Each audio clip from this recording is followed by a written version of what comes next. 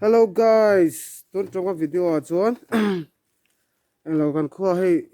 covid thì mình lụt chịu mấy cả gan truyền tế ven ẩm nô này gan chung khát tế chuan tuần trong cái video chuan chú trên chú trong hệ gan bé mà chuan anh ấy trên chú anh ấy ăn tổ gan zot đó na cái nào này gan cal đó na chuan mình các channel te các video te mình subscribe ula các channel te mình like ka mình subscribe turin và xong sẽ đi cho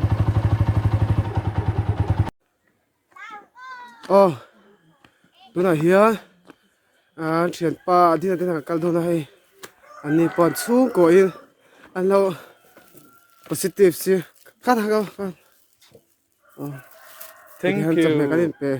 bây giờ cần đông ấy anh ăn tổ anh ăn tổ tôi nào cần chặt tổ tục rimpo cần sẽ về đâu tôi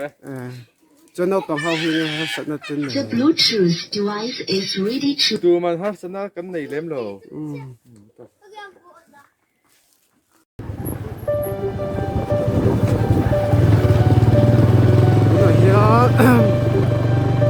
làm nên làm con nên làm chán bé cả không nhận tiền lại có ở khóc mà đây cần có tiền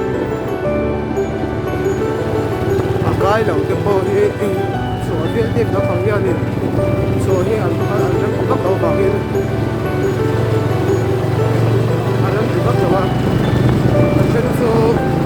trong để nó học nước của con đường mà sẽ không phát hiện thì không phát chẳng quên ăn để ăn để trong để thế arti thế tụi mình tổ thế trên nó có cái con trong này cái to ăn đông ngon nhiều hơn đi cái gì à làm ăn nó không phải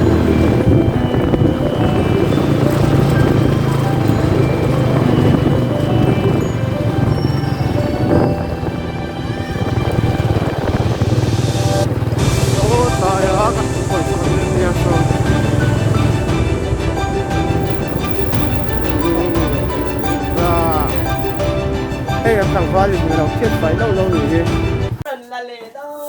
đây đây là con lên vay cả thu theo anh đi không biết đây là con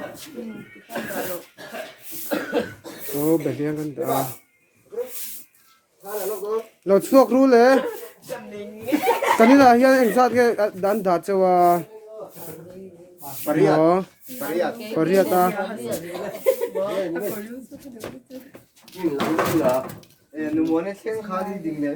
again nuôi ăn tổ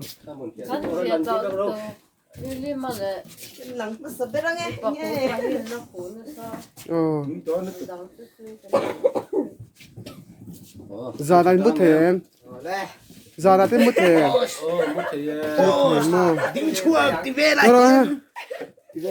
apa here anh dan ha sai pat te se covid kai ti anh dan te kha tinga pa covid kai ti ri om le cả khoa sika cho nó tu cả lúa nó vác chú mình cho cả hung giang sầu hi cả về làm hi anh em mà chuan hirin em mà cả thế là wa cả trời hi tui lâu bốc á in là dan kha ai ang vek em ai ang vek rồi tu này dim xian na tên này tụi em cần rất này lâu này hi in steam tháo lắm mo đầm đôi thế này ít thở đâu nè nó bye bye vek tiêu bye